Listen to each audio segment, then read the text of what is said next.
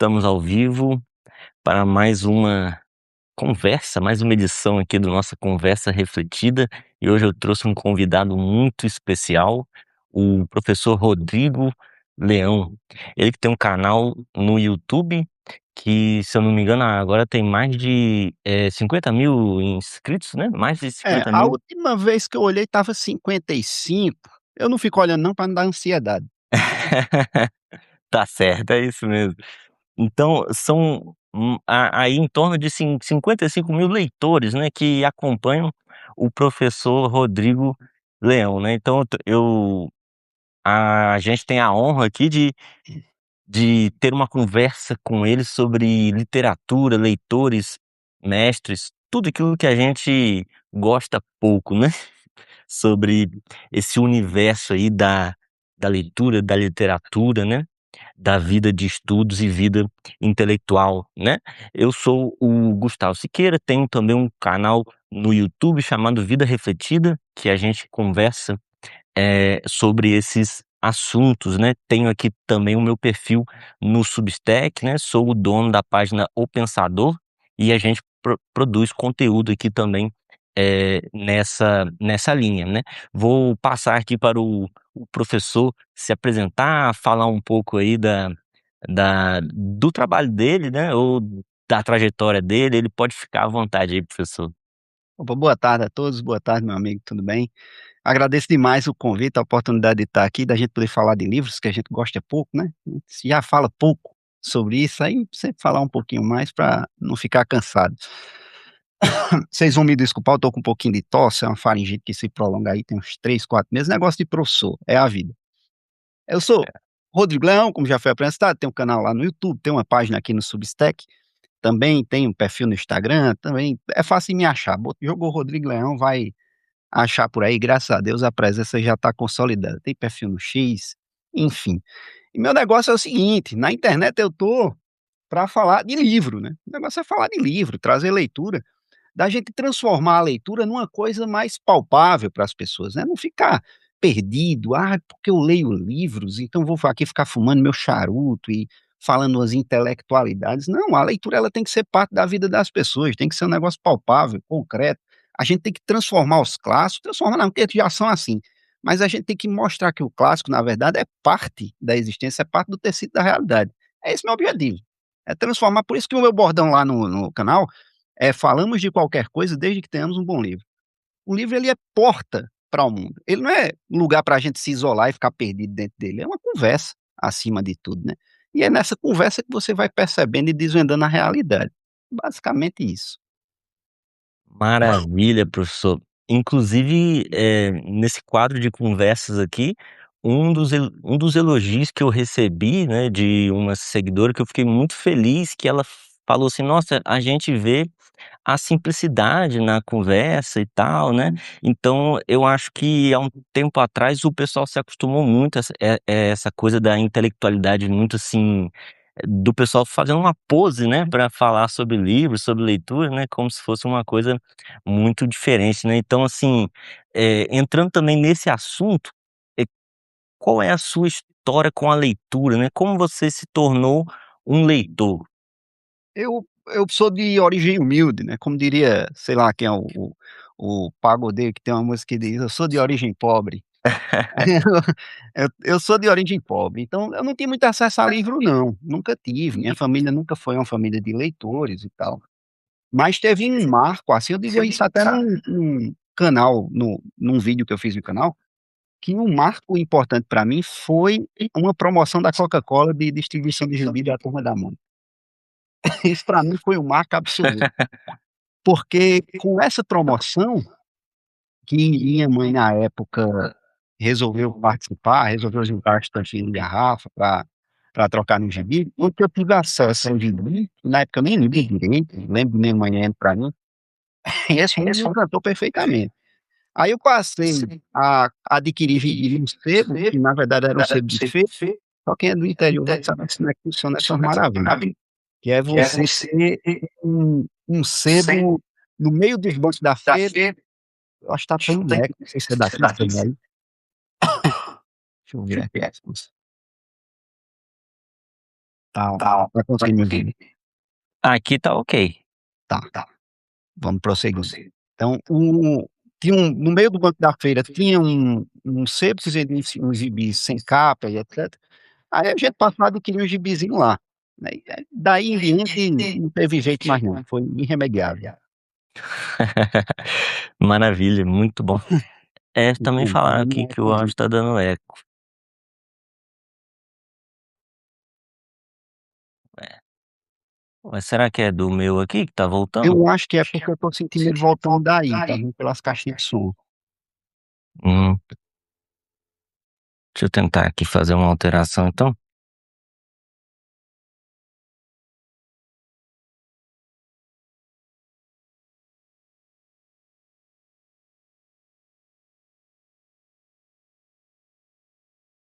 Deixa eu ver aqui. Acho que é o retorno, no que tá saindo minha voz, tá voltando pelo seu microfone, aparentemente.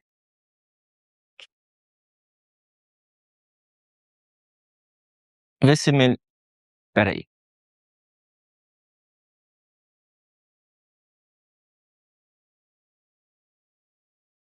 Vê se melhorou agora.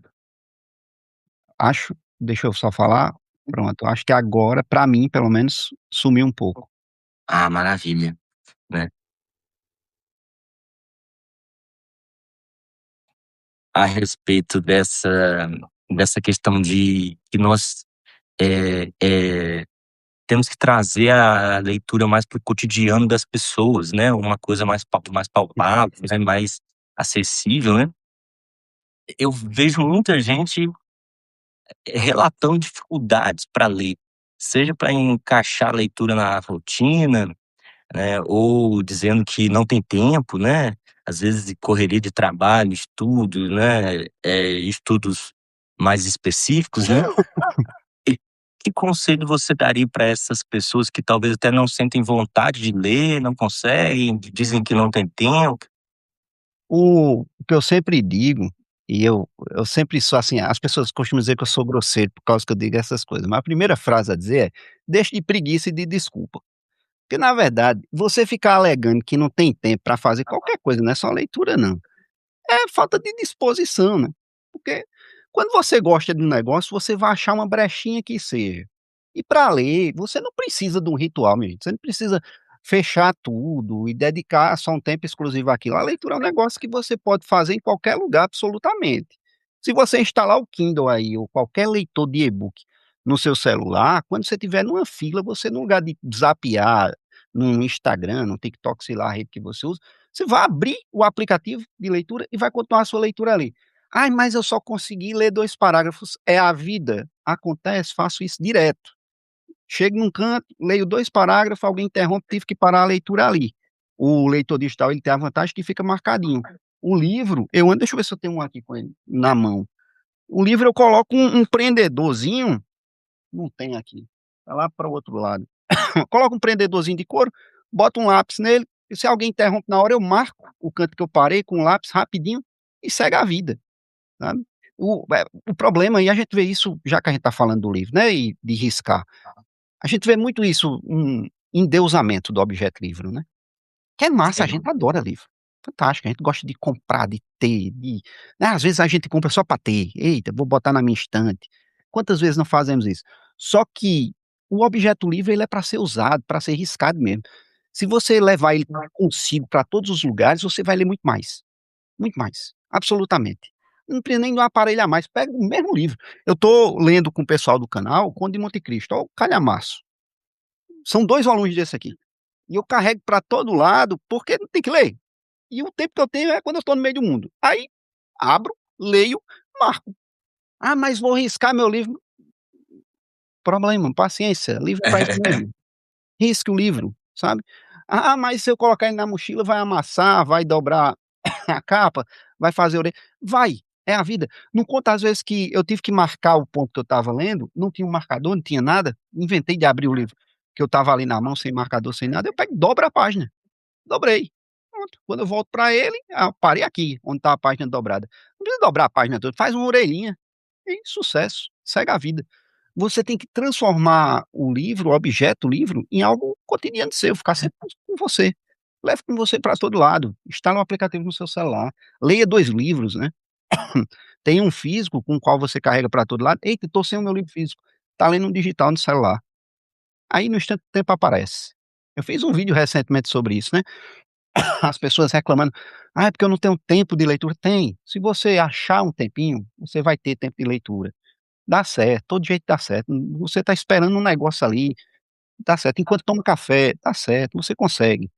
Agora claro, isso eu também ressalto sempre, a leitura ela é difícil, né, não adianta a gente ficar aqui de conversinha besta, e o pessoal que trabalha com livro na internet tem muito disso, de ficar dizendo que leitura é um negócio gostoso, prazeroso. Ela se torna gostoso e prazeroso quando você tem um hábito, então ela é É igual fácil para academia, né. você.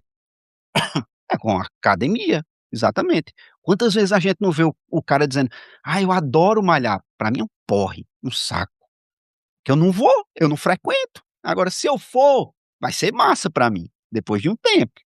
Então leitura é do mesmo jeito. Não adianta, não adianta. E eu que gosto de ler, por vezes eu pego um livro que é um saco e a gente tem que ler por obrigação, e é um porre, que a leitura ela não é um processo natural, né. Não é como eu sentar e ficar assistindo um filme. Ela demanda um trabalho. Aí, meu irmão, se você ficar esperando um momento propício, maravilhoso, lindo, encantado para a leitura, lascou, você não vai conseguir nunca. Exatamente, exige esforço, exige atenção, né. Eu acho que muitas pessoas também têm esse problema, porque elas se acostumaram muito, né, com conteúdos rápidos, né, com um prazer mais rápido, mais barato ali, que ela consegue simplesmente zapeando ali os vídeos do Instagram, né, e tal. Então ela gasta o tempo dela com esse tipo de prazer mais rápido, né, e aí acaba que um minuto vira 2, 3, 4, meia hora, 1 hora, né. Eu digo isso no vídeo lá, eu digo, é o desafio, qualquer um que fica reclamando que não tem tempo de leitura, a olhar o tempo de uso do celular. Olha o tempo de uso. Veja aí quanto tempo você gasta no Instagram, no TikTok, passando feed de rede social, meu irmão. Porque é confortável e isso não sou eu, Rodrigo, que estou dizendo, eu sempre digo isso. Eu sou um nada, eu sou um medíocre, eu sou um Zé Ninguém. Tudo que eu vomito adoidadamente com as pequenas pitadas de meus achismos, é o que eu encontrei nos livros. E tem muito avanço na ciência cognitiva nessa área, muito, muito, muito. A leitura, eu falo como professor, sou professor de língua portuguesa, dou aula há mais de 20 anos já, e eu sei como funciona o processo de leitura no cérebro. O processo de leitura ele não é natural. Ele é um processo que demanda um esforço gigantesco. É porque a gente já faz com naturalidade, mas é um esforço tremendo. Porque a área que processa a leitura no nosso cérebro é diferente da área que processa a fala. Então, a doideira, você vai ter que utilizar da linguagem, converter para o espaço no cérebro que converte a linguagem. Então, você tem que fazer todo um caminho. Você vai ter que criar musculatura para isso. É natural. Então vai dar trabalho mesmo. É assim, é a vida, acontece. Se eu for ler da área, como eu não acompanho a área jurídica, se eu for ler um texto da área jurídica, eu também vou precisar criar musculatura para a área jurídica. É normal, faz parte. O que não pode é ficar: "Ai, porque ler é prazeroso, é maravilhoso". É igual a menino. Você fica dizendo para o menino: "Ai, meu filho, não use drogas não, que é ruim". Aí o menino usa, vê que é o maior barato, aí vai dizer: "Pai mentiu". É lógico que pai mentiu, porra, porque ele está dizendo que é ruim. E é bom. Aí você fica dizendo para o cara: "Ai, que ler é maravilhoso, ler é maravilhoso". Quando ele pega o livro, ele vai sentir uma canseira e vai dizer: "Mentira pra mim". Ou então eu sou É, burro, o que é pior, né. Dele não só achar que mentiram pra ele, vamos dizer: "Caramba, todo mundo acha isso aqui prazeroso, eu não acho, então eu sou incapaz". Não, você não é incapaz. Você é igual a todo mundo. Eu, professor, imensas dificuldades. Se eu passar um mês sem ler, pena de mim. Voltar pra o livro é um sacrifício. A gente sabe como é isso, né. Você passar dias sem ler, fica difícil de retomar aquele hábito, fica cansativo, dá sono, normal. sim.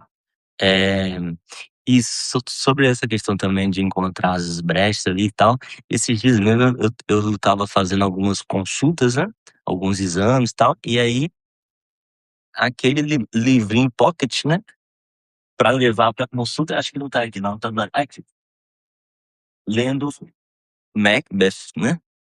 Então assim, me salvou, né. e te tira de uma distração que é ruim, né, que você fica ali em celular e tal, né, você acaba meio que se sentindo meio mal, né, então ajuda demais, né. E esse lance de riscar, dobrar a página, né, tem gente que acha como se fosse um pecado, né, você fazer isso.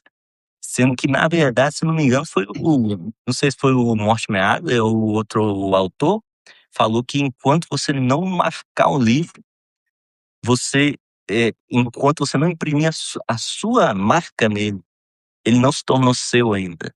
Você pode tê-lo na sua estante, mas se você não preencher ali com as suas palavras, com as suas ideias, com as suas marcações, né, você não se apoderou ainda dele, né. Eu acho É, isso muito muito interessante. e isso para você ver, eu sempre acho fascinante essas coisas. Eu brinco muito com os meus alunos e digo: "Ah, se você não fica arrepiado com um negócio desse, você já morreu por dentro", porque os caras lá na época de Santo Agostinho ele se refere muito a ler livros como estudar, né. Eu estudei o livro inteiro. Na verdade ele não usa o termo estudar, ele diz ler.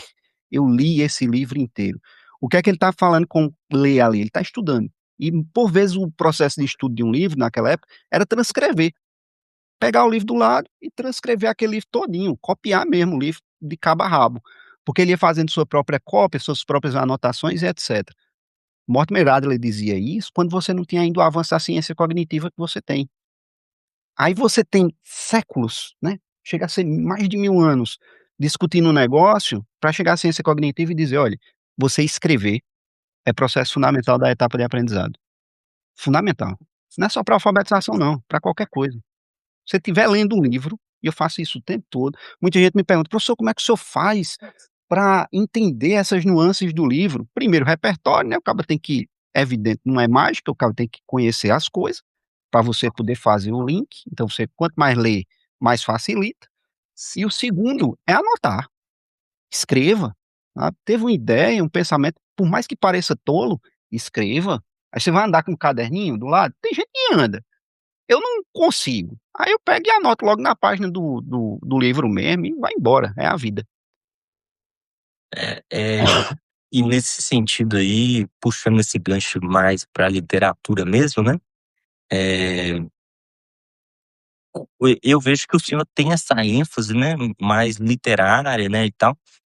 O que que o senhor acha que os grandes romances, livros, histórias nos ensinam e o que que a gente pode aprender com esses livros que muitas vezes é diferente de um livro de desenvolvimento pessoal, esse tipo de coisa, né. Por exemplo, a gente pega aí tragédias de Shakespeare, né, e outros grandes clássicos, né, desde Homero até os mais atuais, né, eles parecem que tem alguma coisa ali que parece que, trabalha no desenvolvimento pessoal nosso, né, mas não de forma direta, né. Como que o senhor vê isso aí? Eu sempre digo, costumo dizer e fico reforçando o tempo todo, martelando, eu sou o chato das ideias repetidas, né. Porque a literatura ela funciona melhor para absolutamente, eu não vou dizer todas, porque eu não vou ser leviano, mas para absolutamente a grande maioria das áreas do conhecimento, ela vai funcionar melhor do que um livro teórico. Como assim, professor? Que absurdo! Como é simples. Observe. Tente estudar a história do século XIX pelos livros de história, ou então vá ler os escritores do século XIX que fazem histórias que se passam no século XIX. Você vai aprender muito mais sobre os hábitos, sobre os costumes, sobre o modo de pensar daquelas pessoas. Ora, recentemente a gente teve o filme Morro dos Ventos Uivantes, correto? Polêmicas em torno desse filme, as besteiras do povo hoje em dia, que tudo o povo levanta polêmica. "Ai, porque, Heathcliff é negro e o livro trata de racismo". Absurdo gigante, porque não tinha o conceito de racismo no século XIX, como a gente entende hoje. Aí o sujeito pega a desgraça do livro, você está vendo com seus olhos de século XXI, meu caro. Se você se ambienta no século XIX, se você lê vários livros do século XIX, você percebe que o debate não existia nos termos que a gente coloca hoje. Isso é só um exemplo, mas aí você consegue ver outros inúmeros ao longo do tempo. Quanto mais você lê um livro, a Odisseia, né, tá aí a Odisseia no cinema, polêmicas e polêmicas em torno da adaptação, leia o livro, você vai entender o modo de pensar do povo grego. Você vai se ambientar com o modo de pensar. As tragédias, e todas elas, percebe, isso aqui é o mais magnífico e o mais impressionante, vai além do conhecimento da época, ou do conhecimento de história, do conhecimento de sociologia, o que quer que seja. É o conhecimento do humano. Os grandes escritores, eles parecem que têm uma habilidade de enxergar o que outras pessoas não conseguem enxergar. Eles veem É. uma brechinha, assim, no tecido da realidade, e ele consegue ver através dessa brechinha. Ele consegue perceber a alma humana, e a alma humana ela é imutável, ela não muda. O mesmo humano que está lá em Homero, realizando aqueles grandes feitos, passando por aqueles problemas, vivendo aqueles conflitos, é o mesmíssimo que eu encontro no escritor atual, hoje, sem o escritor precisar forçar a barra. Ele pode não ter lido Homero, mas ele vai colocar os mesmíssimos dilemas. É uma Sim. mágica? Não, é a alma humana que permanece a mesma. Então você muda a tecnologia, você muda a própria sociedade, você muda a matéria, né, que Marx adorava, mas a alma continua intocável. E é essa daí que vai transitar pela literatura. A melhor forma de você conhecer o que o humano faz e, principalmente, o próprio humano. Claro, não estou dizendo aqui, é bom a gente dizer, porque a internet o povo, né, entende, você diz 2 mais 2, o povo entende 6. Eu não estou dizendo que não é para ler livro de história, que não é para ler sociologia, filosofia. Adoro. Ó, não conta as vezes que eu me perco lendo tudo isso aí, gastando a vida inteira lendo esses negócios. Passei uma parte importante da minha vida, inclusive, lendo só isso. Deixei literatura de lado, eu acho que foi uns 10 anos que eu passei assim, literatura de lado completamente. Hoje eu inverti. E quando você inverte, e aí eu posso falar com propriedade, porque, pô, passei pela inversão. Quando você inverte, você consegue concatenar melhor as ideias. Eu falava de ciência cognitiva, né. Ciência cognitiva também descobriu hoje que a mente que experimenta leitura de literatura, consegue realizar abstrações com mais facilidade do que quem não experimenta literatura. Eu percebo como eu jogo primeiro um discurso que vai na no viés filosófico, né, olha, a história da humanidade mostra isso aqui. E depois a gente tem uma comprovação da ciência cognitiva mostrando a coisa. Os caras mediram, mapearam com visual, que hoje em dia você tem ferramenta para isso. 2 leitores. Os leitores em geral eles têm capacidade de abstração que um leitor não tem, que o quem não lê não tem. E os 2 leitores, aquele que lê mais literatura, ele tem mais capacidade de abstração.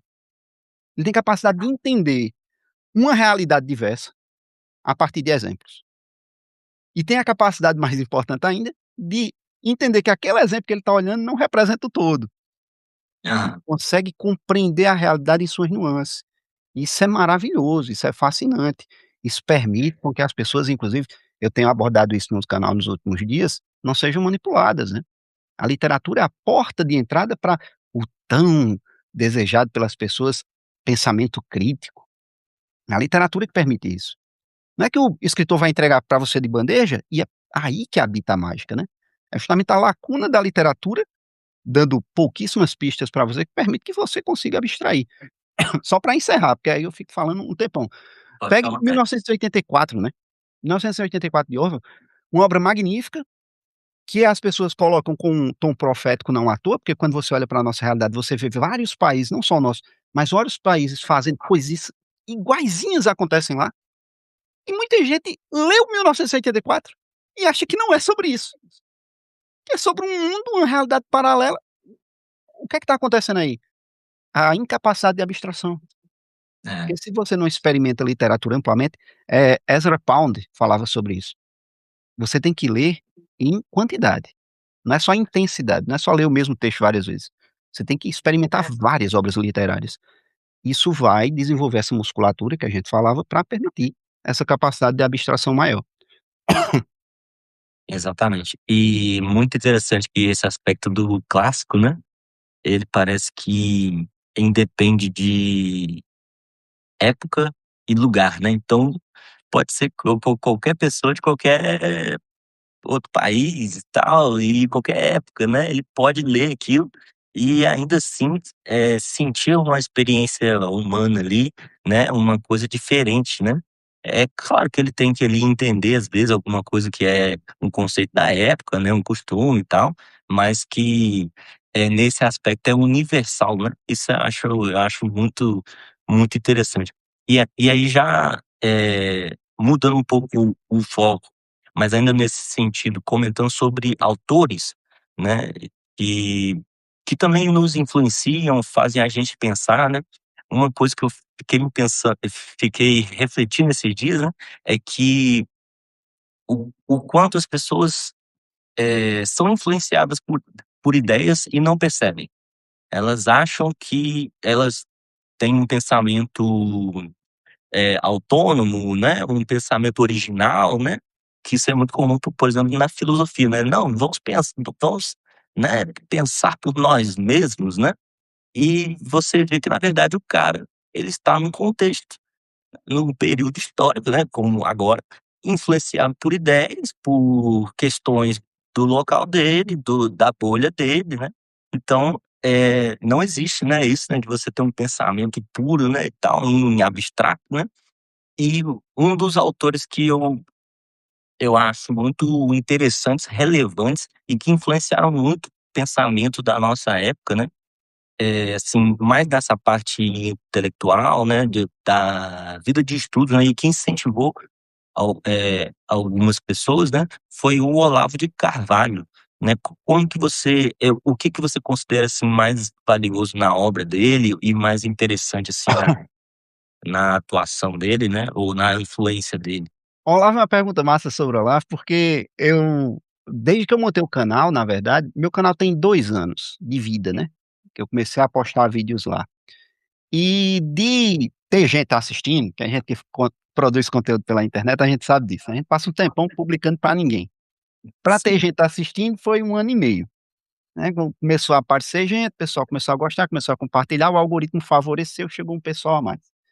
E eu fiz um vídeo sobre minha biblioteca, assim que o canal começou a ganhar uma atração, mostrei uns livros aqui e tal. Não gosto de fazer esse tipo de conteúdo, mas as pessoas pediam, eu fiz. No meio do vídeo eu puxei o livro de Olavo de Carvalho, o único que eu tinha, tá uma bagunça aqui, não vou achar agora, mas era A Filosofia e Seu Inverso, era o único livro que eu tinha de Olavo. Era a única coisa também que eu tinha lido dele. A maioria das pessoas lê o mínimo, né, Aham. aquele eu acho que é o mínimo, né, que é o texto de coletânea, de ensaio, de artigo dele. Isso. A maioria das pessoas leu isso, eu não, fui atrás porque eu sou assim mesmo, eu sou meio esquisito, eu não vou pelo que o povo está dizendo, não, eu tinha visto em algum lugar alguém dizendo que esse livro era um belo exemplo da escrita dele, eu fui atrás desse livro. Eu Eu fiquei li isso aí, fascinado, eu li isso aí. esse livro é realmente fascinante, a escrita dele é fascinante, ele escrevia muito bem, um estilo maravilhoso, uma possibilidade ele tem uma coisa, né, que falta aos escritores aos ensaístas, aos teóricos do nosso tempo, a capacidade de expor ideias com clareza. Né, o pós-modernismo destruiu as áreas completas, né, de humanas. Então você tem um monte de autor aí falando nada com nada, com a linguagem toda elaborada e rebuscada, que você tem que passar 30 milhões de anos num único parágrafo, e o cara não tá dizendo nada. É, Olavo, ele vai no sentido inverso, ele pega a tradição clássica dos medievais, e ele fala com clareza. Isso eu achei já aí ele já me ganhou. E conforme ele foi passando pelas ideias, aquilo que eu conhecia, e eu vi: "Não, realmente é isso, ele está fazendo as ligações bem", já gostei muito. Aí eu puxei esse livro no vídeo, mostrei, disse: "Aqui o pessoal fica me chamando de olavista", porque eu tenho uma pegada mais conservadora, de fato. Eu sempre costumo dizer que eu não tenho ideologia, eu sou católico acima de tudo. Meu negócio é o catolicismo. Se o papa disser amanhã, quem tem for um dogma, né, se ele estabelecer um dogma da igreja, quem tiver canal no YouTube não pode, católico não pode ter canal no YouTube, eu fecho meu canal. Tem boquinha não, eu sigo o que o papa diz: "Ah, você é pau-mandado do", sou católico. Então, o que ele disser eu faço. Eu costumo dizer isso, e as pessoas mas as pessoas me associam ao olavismo e tal, aí eu puxei esse livro e disse: "Aqui, é o único livro que eu li. O mundo se acabou". Na época eu já sabia que era mais ou menos assim, porque eu não sou doido, eu não vivo debaixo de uma pedra, eu sabia como funcionavam as coisas, mas eu não achava que a reação fosse ser tão brutal, sabe. Acho que muita gente que acompanhava, não esperava esse tipo de coisa, porque na bolha literária tem disso, né. é, A bolha literária ela é muito enviesada.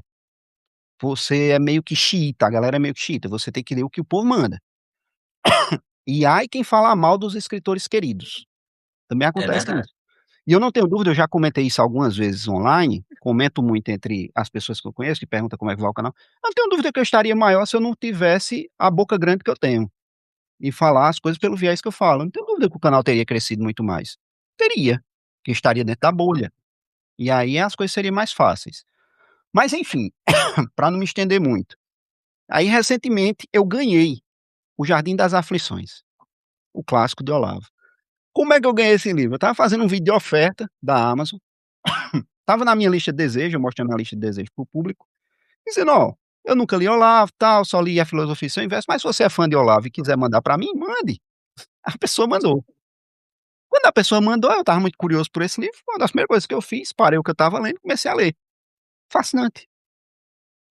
Você não entende, eu não consigo entender a repulsa ao pensamento dele. Na verdade, eu entendo a militância em torno, né, a demonização da figura, porque como ele foi uma figura importante para o bolsonarismo, aí tem uma demonização por tabela, que se Sim. coloca ele como guru do bolsonarismo, a gente sabe que não é assim, mas se colocou, a imprensa pintou esse espantalho, etcétera. Ele fazia muita live, muito vídeo no YouTube, a gente sabe também, a gente tem canal, a gente que produz conteúdo para a internet, que um A vira uma tese inteira na boca do povo, então você fala um negócio, o povo sai distorcendo e falando coisas, quantas vezes isso não acontece, né? Tá falando negócio no vídeo, e aí o sujeito bota no comentário, diz algo que você não disse absolutamente. E aí eu entendo tudo isso, li o Jardim das Aflições, fiz um ensaio que tá aqui no no Substack inclusive, até agora é o ensaio que mais recebe visitas inclusive, mas de vez em quando chega curtida nova, e é um ensaio, assim, que eu considero um ensaio honesto, sabe. Inclusive o subtítulo é "Reflexões de um leitor sem partido", algo assim. Porque é um cara que eu não fui aluno de Olavo, não acompanhei o COF, não conheci a obra dele, mas eu sei que boa parte das referências que a gente tem hoje, devemos a ele. Eu não sou Sim. doido e eu acho uma canalice de muitos intelectuais importantes aí na interwebs, que ficam falando mal de Olavo e xingando Olavo, sem reconhecer esse mérito. Você pode não concordar com as ideias, você pode discordar de um monte de coisa que ele falava, beleza, faz parte da vida. Mas você não reconhecer que ele teve esse papel de formação fundamental, trazer referências, o próprio Mortimer Adler, né, era um sujeito esquecido, que Olavo traz de volta. Northrop Exato. Frye tão importante para a literatura. Eu passei 4 anos de graduação, passei mais 2 anos no mestrado, ninguém falava em Northrop Frye. Até hoje na academia ninguém fala, mas é um dos nomes mais importantes do século XX. Ninguém fala. A gente fica lá estudando outras coisas de sociologia, ninguém fala de Northrop Frye. Só para citar um exemplo, o Carpo, esquecido completamente, um cara monumental, de uma produção incrível. Essas referências elas são inestimáveis. E o trabalho do próprio Olavo, né, querendo ou não, eu gosto de pensar assim e acredito nisso. Esse espaço que a gente tem na internet hoje, de poder falar essas coisas mais abertamente sem ninguém querer cancelar a gente, é porque teve uma formação antes, né. Você tem um lastro de público que foi formado por ele, foi influenciado pelos pensamentos dele, que permite que a gente fale as coisas que a gente fala. Eu no meu canal, por vezes, fiz um vídeo recentemente falando da censura do Discord, e eu tenho certeza que em outros tempos eu seria cancelado, sabe. Seria cancelado por Olavo. Eu fiz 2 vídeos já sobre ele, as pessoas indignadíssimas. "Meu Deus, como é que a pessoa tem um canal de literatura e lê Olavo?" São coisas difíceis de entender, mas tem tudo a ver com o que a gente falava da abstração, né. Sim. Ora, se o sujeito não tem capacidade de abstração, aí ele vai ser influenciado pelas ideias do amiguinho, e achando que está sendo original. "Não, eu estou rejeitando a escrita desse fascista e estou sendo super original nisso, pensamento crítico", tá nada filho, você só está repetindo o que os outros estão dizendo para você, e você não está olhando com seus próprios olhos. Aí o povo me critica porque eu sou católico, como se o seu comportamento de proibir a leitura do negócio fosse a coisa mais esclarecida do mundo, entende? Quando a Exatamente. própria igreja não já chegou a ter o índex proibitório, mas é para a grande maioria das pessoas, né, para o leigo. Nunca chegou a dizer assim: "Não, você que é um estudioso, você está proibido de ler isso aqui". Pelo contrário, e tem a escritos dos padres da igreja sobre a literatura pagã, que são uma coisa maravilhosa, uma lição maravilhosa, dizendo: "Olhe, leia a literatura, porque a literatura, aquilo que a gente falava no começo, é uma porta de entrada para a alma humana, é um conhecimento Sim. da alma humana". Sim. Eles uma coisa que eu acho muito interessante na figura dele, assim, é porque geralmente as pessoas que não gostam dele, têm certo preconceito e tal, tomam como referência, né, recortes ali de atuações públicas, né, vídeos e tal, né, e aí atrelam a esse pensamento político, né, e a essa questão, sendo que quando você pega para de fato ler o que o cara escreveu, você fica chocado, você fica, assim, impressionado, né, com a qualidade tanto de estilo, né, técnica, quanto de conteúdo mesmo. É um negócio É, que eu percebi muito, assim, lendo o Jardim, ele usa técnicas de eu não sei o termo técnico, mas no ensaio eu acho que eu chamo de deslizamento de níveis. Ele pega um conhecimento antigo, ele lê um teórico antigo, como Epicuro, por exemplo, lá no Jardim das Aflições, e ele vai desdobrando o pensamento de Epicuro ao longo da cadeia da história do pensamento. Ele não está dizendo no livro, como eu li os artigos de um pessoal criticando a obra. Ele não está dizendo, e o pessoal dizia isso, que ele dizia que Epicuro influenciou diretamente a galera, assim, que era a intenção de Epicuro fazer. Meu Deus, mas é um analfabetismo impressionante a pessoa tirar uma conclusão dessa, né? O cara tem que ser um analfabeto para tirar uma conclusão dessa, porque ele verbaliza, eu grifei, o momento que ele diz: "Eu não estou dizendo que foi Epicuro que planejou isso, mas meu pai, é claro que um pensador daqui a 200, 300, 400 anos vai ler Epicuro e vai tirar uma conclusão e usar aquele pensamento como base para a construção de outra coisa". É isso que ele está mostrando. Todorov faz isso nos trabalhos dele amplamente, amplamente, o tempo todo. Isaiah Berlin é o principal estilo de Isaiah Berlin. Ele trabalha o pensamento a história do pensamento ocidental fazendo deslizamento de nível o tempo todo, né. Edmund Burke faz isso o tempo todo. Ora, é comum. Aí o povo pega e vai criticar isso, critica outras coisas, tem umas ideias aí que eu acho complicada, critique isso.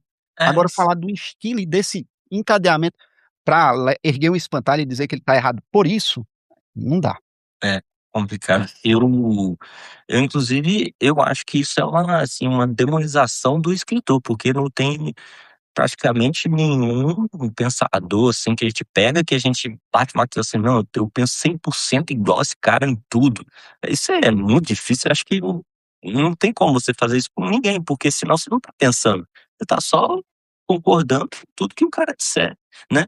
E por ter vivências, ideias diferentes, não tem como você colocar todas as cartas na mesa e falar assim: "Não, nós pensamos 100% igual em literalmente tudo", né, é muito difícil. Então, eu acho que a influência do Olavo, né, também foi muito interessante, porque ele despertou essa vontade de estudar em diversas pessoas, né. Inclusive esse livro aqui, né, A Vida Intelectual, do padre Sertilanges, é um livro que foi, tido aí como, porta de entrada, né, para a vida de estudo de muita gente, inclusive da minha, né. Embora eu nem soubesse que foi através do Olavo, né, que difundiu, disseminou essa moda, né, e tal, né, no COF, que eu também não fiz, né, mas que de certa forma também, né, herdei, né, esses frutos, né, desse trabalho aí dele, né. Então eu acho muito interessante, né. Mas então para a gente caminhar aqui para nossa finalização, né, eh, que dica ou que conselho que o senhor daria para alguém que está tentando construir uma vida de estudos, uma vida intelectual séria? Acho que a gente pode focar numa coisa, e assim, independente de método, independente de a bibliografia que você vai erguer, porque tem isso, né, muita gente que começa a vida de estudos, inclusive o livro de Sete Langes é ótimo, mas ele é um livro reflexivo, né, e muita gente pega esse livro esperando o manual, e não encontra o manual, porque o método ele é pessoal. Eu tenho um vídeo no canal que é um sucesso, é um dos maiores sucessos do canal, que é sobre anotações, 2 vídeos na verdade, mostrando o método Zé Telcassen, que eu gosto, que eu uso em muita coisa. E muita gente fica muito preocupada com isso e acaba dedicado ao método e esquecendo o estudo. Aí fica É, lá 1 milhão de vezes olhando e catucando o método, tentando afinar. Não é isso. né. Você tenta aprender o básico e você vai adaptando para o seu estilo. Isso é o mais importante. Mas mais importante que método, que a referência que você vai seguir em qualquer coisa, literatura. Você não tem como ter uma vida de estudo, você não tem como entender o tecido da realidade, você não tem como entender a própria vida, a própria existência, sem literatura. Santo Agostinho falava disso. Ele não falava se referindo à literatura, mas era, porque a Bíblia é um grande, imenso livro de literatura, um dos mais magníficos, se não o mais magnífico de todos. E ele dizia: "Só consegui compreender a realidade, a existência, o próprio Deus, quando eu passei a estudar as Escrituras. É por meio da literatura que você vai entender o que é humano, que você vai entender o que é a realidade. Isso não é puxar a sardinha para o meu lado não, isso é a constatação do fato. E o que eu percebo hoje, infelizmente, é que as pessoas têm deixado de lado até quem começa a vida de estudo. Então o cara vai atrás de meio mundo de filósofo antigo, vai querer ler toda a obra de Platão, vai querer ler Aristóteles, vai querer ler tudo que encontra pela frente dos antigos, e esquece a literatura. Não conta às vezes que eu escuto de alunos ou de pessoas no canal dizendo: "Não, não leio literatura, porque eu considero perda de tempo. Preciso ler alguma coisa que vai me ser útil". A literatura é a leitura que você pode fazer que pode ser mais útil para você. Então você não deixa de estudar os grandes, são importantes inclusive, fundamentais, mas a literatura também é. Não deixe de dedicar espaço à literatura, ela vai permitir a compreensão de coisas que você nem imagina. Maravilha. Se fosse então para hoje indicar apenas um livro de literatura para quem está assim, começando, aquela pessoa que não tem um costume muito de ler, que está querendo iniciar, se tem algum que vem em mente, assim? Difícil, essa é a pergunta mais difícil que alguém pode me fazer na face da terra, porque eu sou péssimo para fazer seleções, sabe, escolhas, em casa, a gente tem que sai para comer, escolhe um prato aí, eu olho para minha mulher e digo: "Escolhe tu, que não vai dar para mim não, não". Opções não são comigo. Mas, se é para gostar da coisa, eu quero gostar de literatura, O Conde de Monte Cristo. Inclusive a gente tá terminando lá no canal, no gabinete de leitura, que é o plano para membros, a leitura acompanhada do Conde de Monte Cristo. E o pessoal que tá lá acompanhando já percebeu isso. Dumas ele é muito atacado, vilipendiado o tempo todo, como se fosse um escritor menor. Ele passou muito tempo, inclusive, sofrendo por isso. E ele tem problemas, inúmeros, de escritores comerciais. Fazia a coisa na carreira, não revisava sua obra, etc. E lugares comuns, né, padrõezinhos que ele utiliza.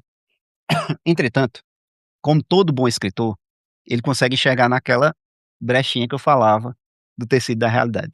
Aham. E você vai ter inúmeros momentos, assim, que ele mostra pra você a essência do humano. E ora, Conde de Monte Cristo, isso os críticos que dizem, é a maior história de vingança da história do mundo até hoje. E se tem um sentimento humano e profundissimamente humano, é vingança, né. É A verdade. vingança é um negócio assim, todos nós sentimos, é tema literário há muito tempo, Shakespeare fez inúmeras histórias de vingança. Todos nós nos achamos sempre certíssimos, em qualquer situação da vida, a gente pode estar errado como tiver, dificilmente no momento, no boi de fuga, a gente vai dizer: "Tô errado".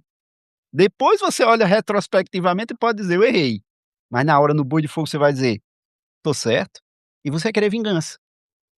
E O Conde de Monte Cristo é uma obra que é popular, deliciosíssima de ler, você passa as páginas que não sente, por isso que eu recomendo para quem quer começar, mas não dispensa o profundo, a reflexão. De enquanto você está passando por aquelas páginas, está vendo o Conde refletir, né, ele pensar: "Meu Deus", ele se coloca no papel da providência, né, isso é magnífico. Ele diz: "Não, Deus não está fazendo a justiça, eu farei. Deus precisa de uma ferramenta, essa ferramenta serei eu". Isso é magnífico. E ele vai aprendendo, conforme o tempo passa, conforme ele está cozinhando essa vingança, ele vai aprendendo que não é bem assim. E esse Aham. vislumbre na alma humana não tem preço. Eu acho que é uma obra magnífica. O próprio Dumas, né, como um todo, permite essa entrada na literatura. Muita gente fica recomendando, eh, livros populares atuais. Nenhum problema. Eu acho que toda leitura é válida para quem não lê nada. Eu não sou do time que acha que: "Ah, se você está lendo isso aqui é melhor não ler". Toda leitura, absolutamente toda. Quer ler uma autoajuda? Leia. Quer ler livro de finanças? Leia. Toda. Agora, quer entrar da melhor forma? Pega uma literatura clássica, pega uma popular, não precisa ser Dumas não, pega Charles Dickens, os caras que vendiam muito naquela época, É, leia. Você dificilmente vai achar ruim. Pega uma tradução boa, tradução que dá uma adaptada, que puxa o vocabulário para o seu tempo, é uma delícia. É só aproveitar e entender que a literatura é, primeiro, entretenimento e depois, como consequência, um vislumbre magnífico nas subcamadas da realidade, na alma humana. perfeito, professor. É, eu acho que tem muito isso também de mirar no que a pessoa gosta, né, pra ela pegar aquele gosto e depois ela ir desenvolvendo, né, essa prática. Vou dar uma passada rápida por alguns comentários aqui, só pra gente já finalizar. Carolina comentou: "Eu carrego uma bolsinha dentro da bolsa, ó, como necessaire, com um livro, um lápis, uma borracha, etiquetas e às vezes um caderno". Nossa, ele vem que é um kit completo, né, tá carregando um arsenal já para uma sessão de estudos, né. Certinho. Maravilha. Isso aí, eu acho que a gente tem que criar essas estratégias, né, para poder, Eu já eh tentei fazer isso aí, não dá pra mim não, eu sou não deu muito não deu certo não, né? atrapalhado, eu sou estabanado demais, aí toda vez que eu vou puxar o livro, que eu vou puxar a bolsinha, aí dá gota, aí eu tenho que ter uma mesa pra eu estar não, aí eu puxo só o lapisinho e tá tudo certo. É, comigo é só o livro mesmo e mal um lápis, alguma coisa assim, né, eu consigo desenvolver.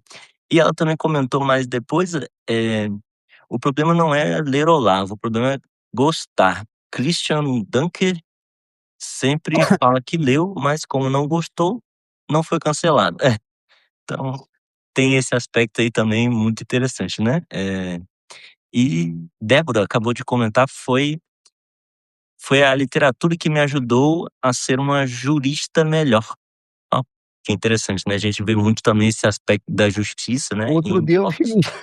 um médico no Instagram, mandaram pra mim, ele comentando é um psiquiatra, comentando que por vezes trata os pacientes no consultório e começa a conversar sobre literatura com os pacientes e vai percebendo que a literatura é capaz de tratar esses pacientes, né, de certa forma. Muito É isso, interessante. qualquer profissão, né. Eu acho que qualquer profissão pode crescer muito e melhorar muito pela literatura. As pessoas subestimam muito o potencial da literatura. É verdade. É verdade. Eh, Deixa eu ver se dá tempo pra gente responder a última pergunta. Mister Savoy perguntou: "Professor, quais autores ou escolas linhas têm te te influenciaram, né, mas quais autores foi mais crítico e quais tem interesse de conhecer?". Um autor que eu gostei muito, eu li quando eu era moleque, tive acesso na biblioteca da escola, conheci, foi A Pedra do Reino de Ariano Suassuna. Eu sempre digo isso, olha, é um livro espetacular, é maravilhoso, cheio de brasilidades, assim, brasileiro, um livro brasileiro e é um livro metanarrativo fantástico, porque o próprio narrador ele se propõe a ser o escritor da grande epopeia brasileira, sabe. E a o livro é uma grandíssima epopeia brasileira. Mas eu poderia citar outros também. Tem Viva o Povo Brasileiro, de João Ubaldo. Adoro João Ubaldo. Fascinante, livraço. Leem pouco esse livro é maravilhoso. É um livro que vai contar a trajetória do povo brasileiro por meio dos mesmos personagens reencarnando em seus espíritos dentro dessas religiões afro. Magnífico, magnífico. Para mim, a formação linha de literatura no geral, é qualquer literatura de base clássica. O que é que eu quero dizer com base clássica? Que tem um respaldo crítico, né. Ora, pessoas antes de mim, mais inteligentes, muito mais sabidas do que eu, leram, viram um valor, uma qualidade ali, então eu tenho interesse de procurar. Atualmente eu tenho lido mais, tenho me dedicado mais a pesquisar pós-modernos, que eu não lia, eu lia pouquíssimo de pós-modernos, e também literatura oriental, que eu tenho gostado muito também. Porque a gente consegue perceber as nuances e as travas ou até as ferramentas que são tipicamente ocidentais, né. A alma humana é a mesma, mas você consegue perceber como os orientais, por estar desapegado de algumas travas que nós temos no ocidente, conseguem enxergar para outros aspectos que não aparecem com tanta força aqui. principalmente na literatura recente, é incrível, incrível. Eu li Manazuru, não vou lembrar o nome da escritora agora. Assim, uma literatura sobre uma personagem feminina, que só pode ser vivida por uma mulher, mostrando o que é o feminino, sem militância, uma coisa linda, maravilhosa. O livro revelando essa alma dessa mulher.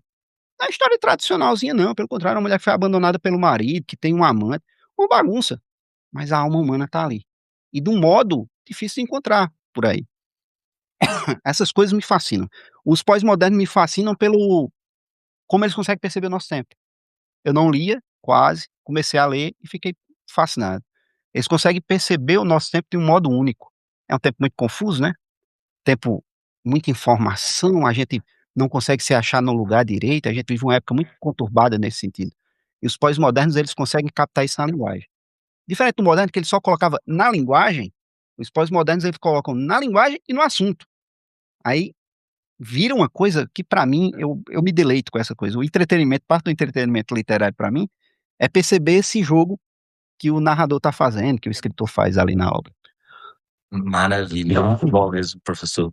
Esses dias, inclusive, eu tive a experiência de assistir um filme do Akira Kurosawa, né? Eu tô numa sequência aí de filmes dele e a gente sente essa coisa, é,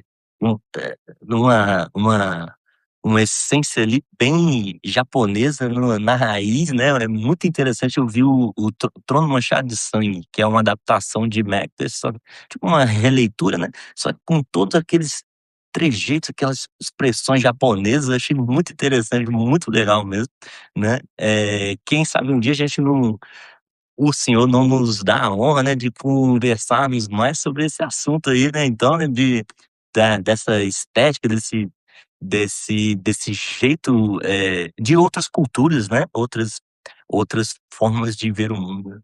Deixo uma recomendação para não tomar muito tempo. Tem um ensaio que foi o que abriu minha percepção para a literatura japonesa, pra estética japonesa. Eu acho que é A Luz e a Sombra. É um ensaio de um japonês, que vai tratar da estética japonesa. Já ouvi falar Curtinho, assim. curtinho, tem da Penguin. Olha, que livrinho maravilhoso, crocante, mimoso. Você vai ter ali um vislumbre de como funciona a mente e a perspectiva oriental a respeito da estética. Fascinante, fascinante. Ele abriu a minha visão assim, eu fiquei a fim de experimentar e tenho gostado muito. Maravilha, muito bom mesmo. Professor Rodrigo, foi um prazer imensurável conversar aqui. Foi uma conversa que eu tenho certeza também que quem nos acompanhou aí eh, gostou bastante, né? Então, alguma última palavra, alguma.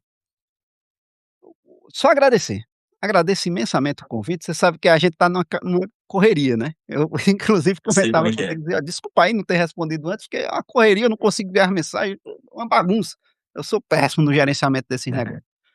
Mas agradecer a você pelo convite, agradecer às pessoas que tiveram a paciência de acompanhar, espero que tenham gostado da conversa.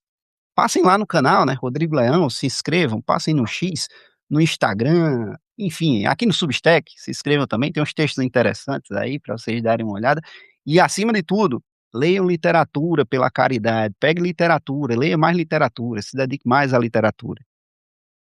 Pessoal, maravilha, por hoje é só. Nós encerramos e tenham uma boa tarde e até a próxima. Abraço.